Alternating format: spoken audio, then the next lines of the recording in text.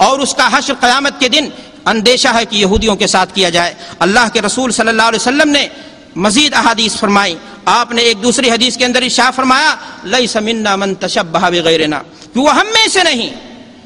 جو اسلام کے طریقے کو چھوڑ کر کے غیروں کی طریقوں کو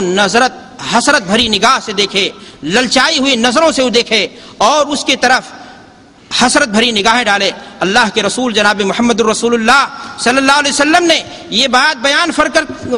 کر کے اس مسئلے کو واضح فرما دیا کہ ہدینا مخالف لہدیہم، اسلام کا ایک الگ طریقہ ہے میرے بھائیوں، اور کفار کا الگ طریقہ ہے۔ اللہ کے رسول صلی اللہ علیہ وسلم کی اس بات کو قرآن مجید میں بھی اللہ تبارک و تعالیٰ نے بیان فرمایا ہے کہ دنیا کے اندر بنیادی طور پر اگر آپ غور کریں گے تو دو جماعتیں پائی جاتی ہیں، ایک ہے حزب اللہ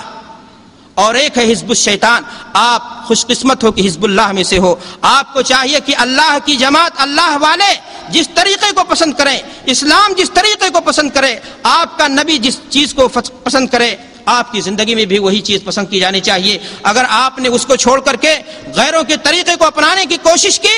اور غیروں کی طریقوں کو حسرت بھری نگاہوں سے دیکھا تو اندیشہ ہے میرے بھائیوں کہ آپ کا شمار غیر قوم کے ساتھ ہو جائے۔ ذرا آپ غور کریں اس بات پر کہ مذہب اسلام نے ایک مسلمان کو قبلہ کے تعلق سے اس بات کی اجازت نہیں دی کہ وہ بیت المقدس ہی کی طرف رخ کر کے نماز پڑھتا رہے۔ اللہ تبارک و تعالیٰ نے قبلے کو تبدیل کر دیا،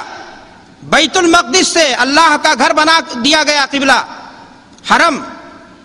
کیا مقصد ہے میرے بھائیوں؟ تاکہ یہود و نصارہ مسلمان کو اس بات کا طعنہ نہ دے سکیں کہ ایک مسلمان جب قبلے میں ہماری اقتدا کرتا ہے تو عقائد میں بھی کرے گا، معاملات میں بھی کرے گا، عادات میں بھی کرے گا، دھیرے دھیرے ہماری پیچھے چلنے کی کوشش کرے گا۔ مذہب اسلام نے جب ایک مسلمان کو قبلے میں اقتدا کرنے سے روک دیا تو غیر چیزوں میں اقتدا کرنے کا حکم نہیں دے سکتا، اور اس بات کی گنجائش نہیں دی جائے گی کہ ایک مسلمان غیر قوم کی نقاری کرے۔ میرے بھائیو اور دوستو، علامہ اقبال رحمۃ اللہ علیہ کا شعر مجھے یاد آتا ہے۔ علامہ اقبال رحمۃ اللہ علیہ فرماتے ہیں کہ تقلید پہ یورپ کے رضا مند ہوا تو، تقلید پہ یورپ کے رضا مند ہوا تو، ہم کو تو گلا تجھ سے ہے یورپ سے نہیں ہے۔ آج مسلمان اگر غور کیا جائے تو زندگی کے بہت سارے مسائل میں یہود و نصارہ کی نقالی کر رہا ہے۔ اسے دین کے بتائے ہوئے فرمودات، اللہ کے رسول صلی اللہ علیہ وسلم کے فرمودات، اللہ کا حکم،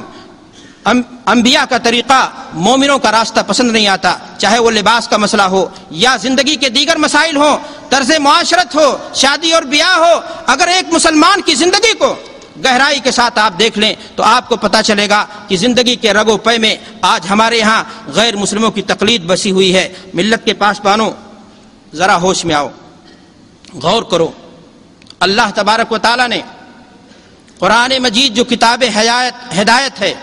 دستور زندگی ہے، نسخہ کیمیا ہے، ہمارے لیے نازل فرمایا ہے، اس کتاب کی شروعات کہاں سے کی؟ سورۃ الفاتحہ سے۔ ایک مسلمان کم سے کم دن میں 17 بار سورہ فاتحہ کی تلاوت کرتا ہے، اور ہمارا تو ایمان اور عقیدہ ہے کہ جو بھی نماز ہوگی، سنت ہو یا فرض، بغیر سورہ فاتحہ کے نہیں ہوگی۔ میرے بھائیو اور دوستو، ذرا آپ غور کیجئے کہ آپ سورہ فاتحہ کی تلاوت کے وقت دعا کرتے ہیں اہدنا الصراط المستقیم صراط الذین انعمت علیہم غیر المغضوب علیہم ولا الضالین۔ اللہ ہمیں سیدھے راستے کی ہدایت کر، ان لوگوں کے راستے کی ہدایت کر جن پر تیرا انعام نازل ہوا، اکرام نازل ہوا، اور ہمیں ان کے طریقوں سے بچا دے جن پر تیرا غضب یعنی یہود و نصارہ، جو تیری لعنت کے مصداق ہوئے، جو تیرے غضب کے مستحق ہو گئے۔ لیکن وہی مسلمان جب نماز سے باہر نکلتا ہے، مسجد سے باہر نکلتا ہے، تو جس پینٹ کو اس نے چڑھا لیا تھا تاکہ ٹخنے سے اوپر ہو جائے، فوراً اس کو نیچے کرنے لگتا ہے، یہود و نصارہ کی تقلید میں رگنے کی پورے طرح کوشش کرتا ہے۔ میرے بھائیو اور دوستو، حضرت حسن رضی اللہ تعالیٰ عنہ کا ایک قول ہمیں یاد آتا ہے۔ انہوں نے فرمایا تھا قلما تشبہ الرجل بقوم الا لحق بهم فی الدنیا والآخرہ، کہ مسلمان جب کوئی شخص کسی قوم کی تقلید کرے گا، دنیا میں بھی اور اس کا معاملہ اسی کے ساتھ جوڑ دیا جائے گا۔ اللہ کے رسول صلی اللہ علیہ وسلم نے مسلمان کو زندگی کے کسی بھی معاملے میں یہود و نصارہ کی تقلید کرنے کی اجازت نہیں دی۔ آپ نے فرمایا خالفوا اولیاء الشیطان بکل ما استطعتم، جہاں تک ہو سکے زندگی کے معاملے میں یہود و نصارہ کی مخالفت کرو. اور خود اللہ کے رسول صلی اللہ علیہ وسلم کی عملی زندگی آپ کے قول کی آئینہ دار تھی. یہود و نصارہ اللہ کے رسول صلی اللہ علیہ وسلم سے اس بات پر چڑھتے تھے, بسا اوقات شکایت کرتے تھے کہ یہ نبی تو ایسا ہے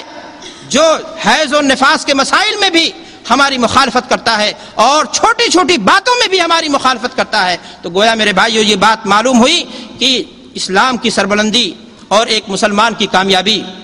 یہود و نصارہ کی تقلید میں نہیں ہے, غیر قوموں کی تقلید میں نہیں ہے, بلکہ ہماری بلندی کا راز, اسلام کی سربلندی کا راز, ایک مومن کی کامیابی کا راز اسی بات میں چھپا ہے کہ وہ اللہ کے رسول صلی اللہ علیہ وسلم کی سنت کو اپنی عملی زندگی میں نافذ کرے اور غیر قوموں کی تقلید سے اپنے آپ کو بچانے کی بھرپور کوشش کرے. میرے بھائی اور دوستو,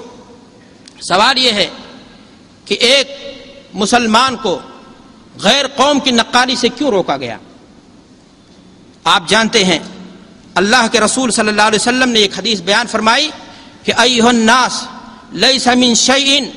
یقربکم الی الجنہ ویباعدکم من النار الا قد امرتکم بہ. اے لوگو,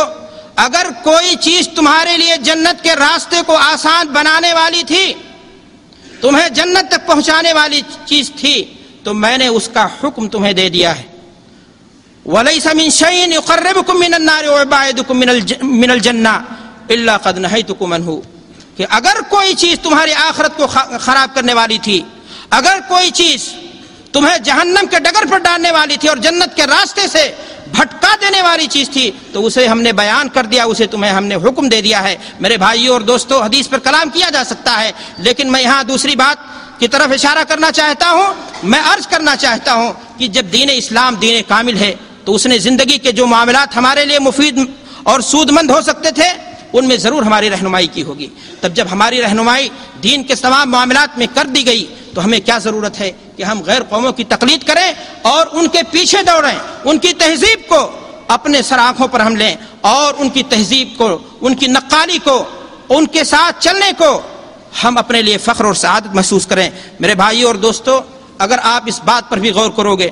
کہ اللہ کے رسول جناب محمد عربی صلی اللہ علیہ وسلم کی بعثت اللہ تبارک و تعالی نے اس دنیا میں کیوں کیا, اللہ کے رسول صلی اللہ علیہ وسلم کو آخری رسول بنا کر کے اللہ تبارک و تعالی نے دنیا میں کیوں مبعوث فرمایا؟ قرآن مجید بیان فرماتا ہے هو الذی ارسل رسولہ بالہدی ودین الحق لیظہرہ علی الدین کلہ, کہ اللہ نے اپنے محبوب پیغمبر آمنہ کے لال حضرت محمد عربی صلی اللہ علیہ وسلم کو آخری رسول کی شکل میں اس دنیا میں اس لیے بھیجا تاکہ دین اسلام کو تمام بقیہ دین پر, سابقہ دین پر غلبہ حاصل ہو جائے, فوقیت حاصل ہو جائے. اب اگر آپ بتائیں کہ غلبے کے اسباب میں سے کیا یہ چیز نہیں کہ ایک مسلمان یہود و نصارہ کی تقلید کو چھوڑ کر کے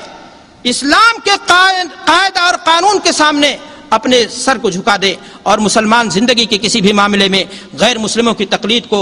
اپنے لیے کامیابی اور سعادت کا راستہ نہ سمجھے؟ میرے بھائیوں اور دوستو, دین کی کامیابی میں سے, رسول صلی اللہ علیہ وسلم کے لائے ہوئے دین کے غلبے کے اسباب میں سے ایک سبب یہ بھی ہے کہ مسلمان غیر قوموں کی مخالفت کرے اور غیر قوموں سے الگ رہے. اللہ تعالیٰ قرآن مجید میں ارشاد فرماتا ہے خلقکم فمنکم کافر ومنکم مؤمن, تمہیں اللہ نے پیدا کیا اور تمہیں دو جماعتوں میں بانٹ دیا, مومن اور کافر. اگر آپ مومن ہیں تو آپ کو مومنوں کی ڈگر, مومنوں کا راستہ, مومنوں کا طریقہ, ان کا وتیرہ, ان کا چال چلن, ان کی طرز زندگی آپ کو راس آنی چاہیے. اور اگر آپ کے ہاں ذرا بھی دل کے اندر, دل کے کسی گوشے میں کافروں سے محبت ہے, ان کے کسی طریقے سے محبت ہے, تو اندیشہ ہے میرے بھائیوں کہ آپ اللہ کے رسول صلی اللہ علیہ وسلم کی احادیث کے بمصداق آپ کا حشر و نشر ان کے ساتھ ہو جائے. اس لیے کہ جو شخص جس سے محبت کرتا ہے, المرء مع من احب, جو جس سے محبت کرتا ہے اس کا حشر اسی کے ساتھ ہوا کرتا ہے. میرے بھائی اور دوستو, اس تمہید کے بعد میں آپ کے سامنے بیان کرنا چاہتا ہوں کہ سوال یہ پیدا ہوتا ہے کہ اللہ کے دشمنوں, اللہ کے باغیوں سے امتیاز کن چیزوں میں ایک مسلمان کرے گا, اور ان کی مخالفت کے حدود اربع کیا ہیں, اور وہ کون سے امور ہیں جن میں مسلمان غیر مسلموں کی تقلید سے روکا گیا ہے, جن کی مخالفت ضروری ہے اور جن سے پرہیز کرنا دین اور اسلام کی علامت اور نشانی ہے. میرے بھائیو اور دوستو, میں آپ کے سامنے عرض کرنا چاہوں گا کہ اس کا جواب بہت تفصیل سے دیا جا سکتا ہے, لیکن اس مختصر سے وقت میں میں 4 بنیادی باتوں کو آپ کے سامنے رکھنا چاہوں گا۔ سب سے پہلی بات یہ ہے کہ ایک مسلمان عقیدے کے معاملات میں غیر مسلموں کی تقلید سے آزاد رہے۔ دوسری نمبر پر عبادات میں ایک مسلمان کسی بھی غیر قوم کی نقالی نہ کرے۔ تیسرے نمبر پر عید اور تہواروں میں کسی بھی شکل میں ایک مسلمان غیر مسلموں کی تقلید اور نقالی نہ کرے۔ اور چوتھی چیز ہے عادات میں مشابہت، ایک مسلمان عادات و اطوار میں بھی غیر مسلموں کی نقالی نہ کرے۔ اب میں آپ کے سامنے شروعات کرتا ہوں عقائد کو لے کر کے کہ عقائد کے تعلق سے قرآن مجید نے، اللہ کے رسول صلی اللہ علیہ وسلم کی احادیث نے ہماری کیا رہنمائی فرمائی ہے۔ میرے بھائیو اور دوستو، قرآن مجید کا جب آپ مطالعہ کریں گے تو ایک نہیں کئی آیتیں آپ کو ملیں گی جو اس بات پر صراحتاً دلالت کرتی ہیں کہ ایک مسلمان عقیدے کے معاملے میں غیر قوموں کی تقلید اور نقالی سے روکا گیا ہے۔ اللہ تبارک و تعالیٰ قرآن مجید کے اندر ارشاد فرماتا ہے والذین آتیناہم الکتاب یفرحون بما انزل الیک ومن الاحزاب من ینکر بعضہ قل انما امرت ان اعبد اللہ ولا اشرک به الیہ ادعو والیہ مآب وکذلک انزلناہ حکما عربیا ولئن اتبعت اہواءہم بعد ما جاءک من العلم ما لک من اللہ من ولی ولا واق۔ میرے بھائیو غور کریں آیت کریمہ پہ۔ اللہ تبارک و تعالیٰ ارشاد فرماتا ہے کہ اگر آپ نے اے نبی وَلَئِنِ اتَّبَعْتَ أَهْوَاءَهُمْ بَعْدَ مَا جَاءَكَ مِنَ الْعِلْمِ، علم آ جانے کے بعد بھی اگر آپ نے ان کے خواہشات کی اتباع کی مَا لَكَ مِنَ اللَّهِ مِنْ وَلِيٍّ وَلَا وَاقٍ، تو اللہ تبارک و تعالیٰ کی جانب سے آپ کو کوئی بچانے والا نہیں ہوگا، کوئی نجات دہندہ نہ ہوگا، آپ کا کوئی والی نہ ہوگا۔ غور فرمائے، اگر یہ دھمکی، یہ وعید اللہ کے رسول صلی اللہ علیہ وسلم کو دی جا رہی ہے تو ہم امت اسلامیہ کا حال کیا ہوگا کہ عقیدے کی کسی بھی معاملے میں ہم یہود و نصارہ کی تقلید کیسے کریں۔ میرے بھائی اور دوستو،